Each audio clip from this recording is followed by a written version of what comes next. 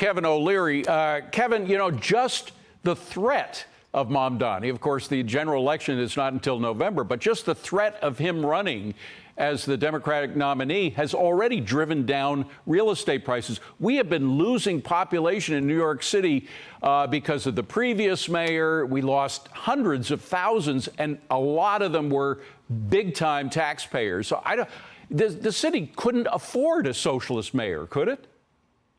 No, it couldn't. In fact, what you're talking about is the most important topic here, policy. New York's in trouble. People are concerned about his ability to live there because of weak policy for decades. Highest tax jurisdiction in America, with in some cases, with the exception of the police, which are outstanding, both the state trooper and the NYPD, the services are mediocre at best, and yet people are paying the most for them. Now, policy matters a lot, and policy I'm hearing from this particular candidate. Remember, politicians come and go. It's policy you care about. And certainly this politician will come and go. But let's just take one example. New York needs housing. I'm a developer. I would love to develop in New York. I'd love to get a permit. I'd like to be able to compete in the open market. But he's talking about rent controls. That is the death of that project before I even bid on it.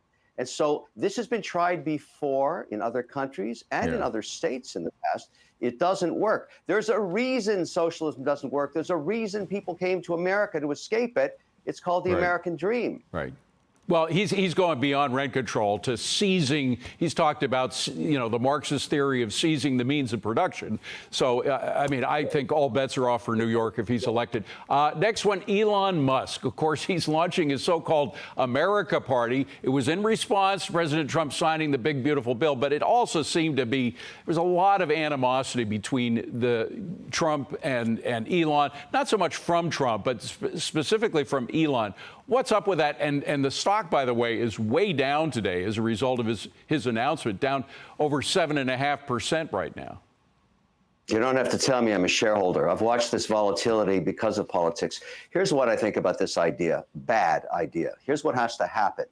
Trump and Elon have to get back together again. Frankly, I'm thinking of calling both up myself and saying this is stupid. Yeah. It's stupid for everybody. This is bad for America. We need the #1 industrialist, the most advanced in technology worldwide, working with the most powerful man on earth. It doesn't matter about politics anymore. It matters that these two are working together. These are giant egos, and it's not good for America. It's just bad. We don't need a third party. Ross Perot tried that. Bad idea. It's all bad. These two guys have to get together. I'm not the only person that feels this way in his inner circle, where everybody knows this is bad. People like Mamdani are all over America, and they're waiting for the opportunity of Republican Party to get split up by a new party, and it would be just what the socialists need. Well, I want to make a comment about the bill that set Elon off. I read those 900 pages. Not many people have. I read them. And I want to do a shout out now because this bill is about supporting small business in America. And Elon really felt that his task, his mandate, was to cut costs. And then he saw the fact that trillions were added to the deficit. What I don't think he understands is this is what it took to get the tax base anchored, which was so important. And a shout out to senators that were so important in this, Ron Johnson, Rick Scott in Florida, and it's Bill Hagerty. I work with them for small business. They have your back, small business. These are great, great lawmakers, and they work on this bill for us. And I think at the end of the day, Elon doesn't think that through. We need him to understand you have to give and take in politics.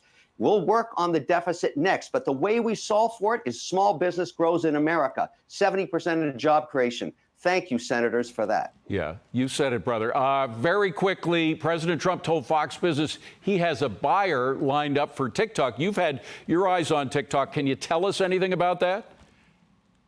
I can tell you this, we don't have a seller yet. How the eventual syndicate ends up, we don't know. This is a complicated deal. Two factors to consider. Number one, we need Xi and Trump to agree they're going to be a buyer and a seller. That's number one. Number two, we need to figure out a way to take care of Senator Cotton's concerns about the algorithm and many others who are not going to give an indemnification for using the original algorithm. We have to solve for that too. My bet, not to sound arrogant, is I will be there at the table at the end. You heard it here first. Actually, not first, but you heard it here again from the great Kevin O'Leary. Wonderful to see you, Kevin. Have a great week. Thank you.